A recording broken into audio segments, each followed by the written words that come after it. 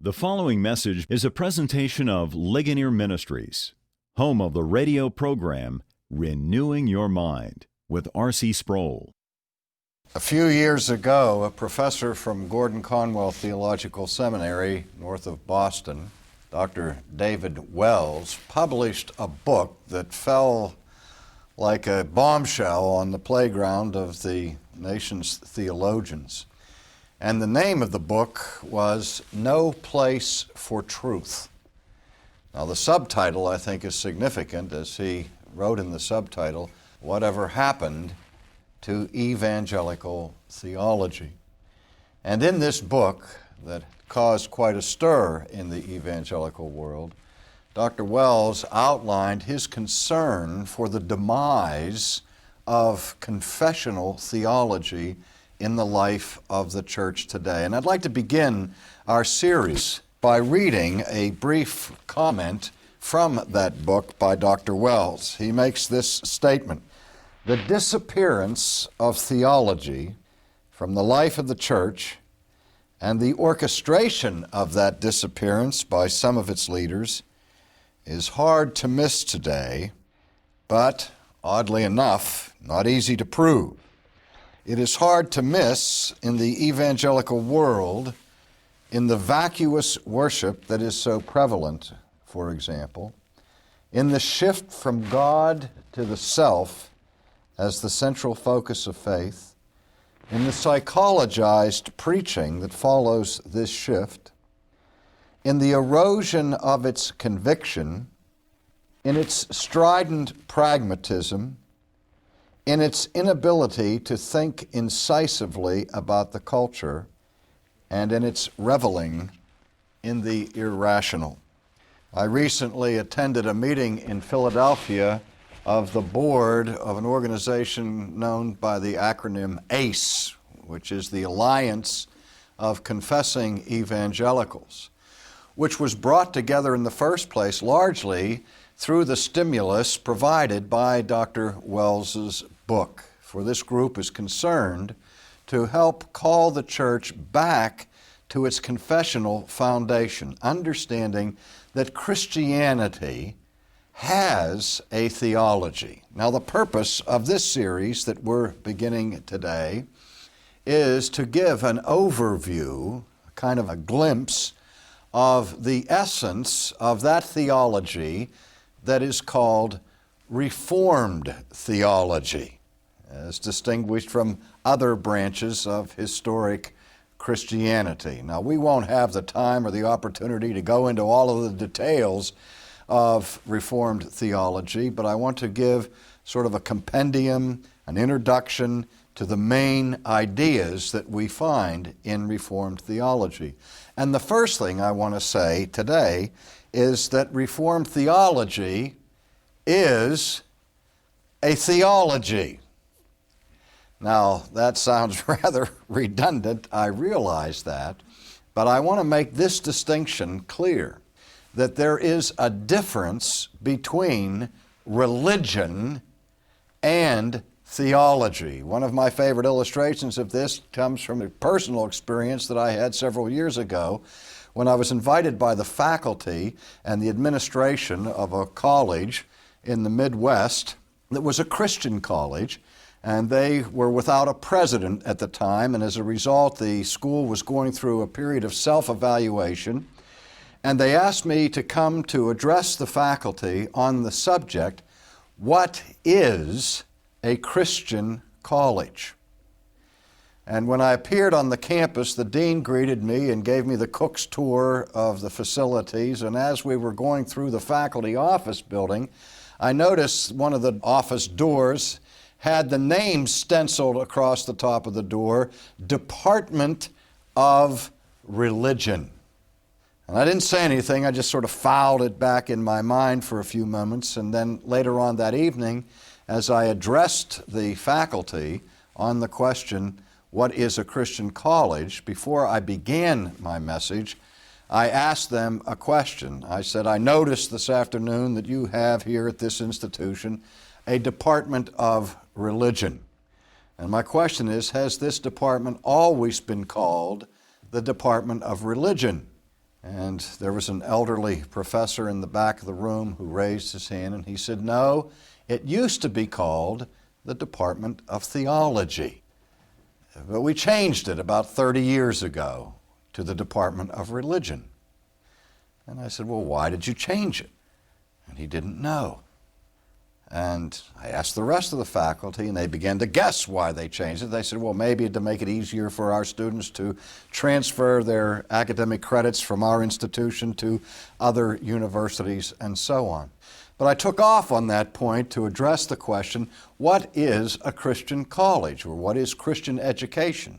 And I reminded my colleagues that evening that there is a profound difference between the study of religion and the study of theology. Now, for those who are watching this presentation, I have put on my blackboard a brief diagram where I distinguish between two approaches to the question of faith. One I call God-centered, and the other I call man-centered. And the illustration that I use here has a circle with the word theology in it, and a line coming underneath it to a subcircle which says anthropology. And the purpose of my diagram is to show that in a God-centered approach to faith, the discipline or the study of humanity, the science of anthropology, is subsumed under the science of theology. This reflects something of the way in which university courses were structured in the Middle Ages, when it was said that theology was the queen of the sciences. The idea being that all other disciplines in education are subsumed under the search for ultimate truth that is found in the study of the nature and character of God. And it assumed that the study of humanity was always to be pursued in light of our understanding of God. Since man is created by God and that we are the image bearers of God, to have a proper understanding of what it means to be human, we have to first study the prototype rather than looking at the reflection of that. And then below the center line, I have the man-centered approach to things, indicated by a circle that reads anthropology, and then under that is a smaller circle that says religion. If we go to secular universities today and study religion, usually that study will take place in the context of the Department of Sociology or of Anthropology. And the difference is this: the study of theology is the study of God Himself, first and foremost. The study of religion is the study of a particular type of human behavior. We notice that there are all kinds of religions in the world. And when people are involved in religion, they're involved in certain characteristic things like prayer and worship and sacrifice and singing and devotions and that sort of thing, all of which belong to the trappings of human religion. And when we study religion from a human perspective, we are examining how people who have certain beliefs about the supernatural behave in their personal lives and in their cultic lives.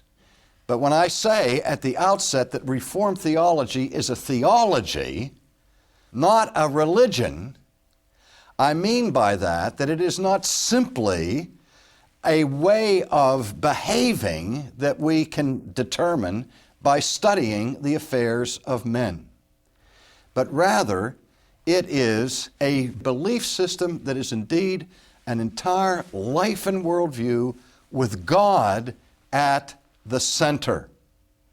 Now, we live in a culture that has certain axioms and adages that are popular in the nomenclature of the day. You've heard it said, it doesn't matter what you believe as long as you are sincere. And that idea communicates that what God is really concerned about with us is that we be religious. Doesn't matter what the religion is, as long as we're sincerely religious. Well, that idea is on a collision course with biblical Christianity. Because in the first instance, the Bible acknowledges that man is incurably religious. He's homo religiosus. And that wherever we look in the world, we find all kinds of manifestations of religion. When the Jewish people were called by God and consecrated and set apart to be a holy nation, they were not the only religious people in the world. All the nations around them had their peculiar religions. But when God made His covenant with His people and called them to be holy, to be different, at the very beginning of His law, He made certain things absolutely clear. The first thing is, thou shalt have no other gods before me. And the second, thou shalt not make unto thyself any graven image. At the very beginning of the Old Testament covenant at Sinai was an emphasis on faith that was to be different from other religions. A faith that would be focused and centered on the character of God Himself. Now we know what happened very early in the history of Israel in the Old Testament. We recently had a conference in Orlando on the essentials of the Christian faith where I called attention to an incident that is recorded for us in the 32nd chapter of the book of Exodus. And I'll read a part of this episode to you beginning at verse 17. We read this, Now when Joshua heard the noise of the people as they shouted, he said to Moses, There is a noise of war in the camp.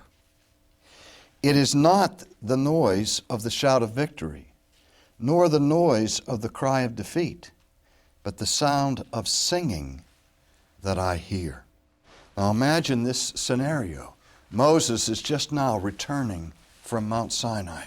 He has been alone with God, conversing with God, as it were, face to face. And when he comes down from the mountain, he meets Joshua. And Joshua comes to Moses and he says, I hear this loud noise coming from the camp.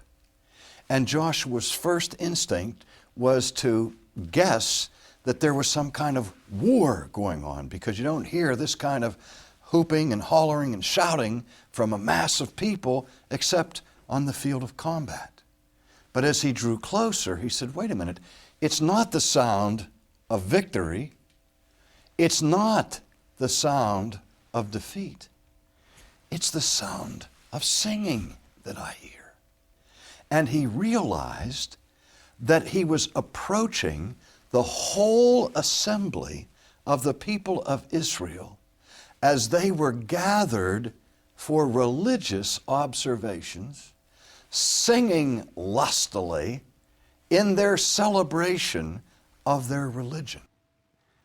But it was a celebration that centered on a golden calf.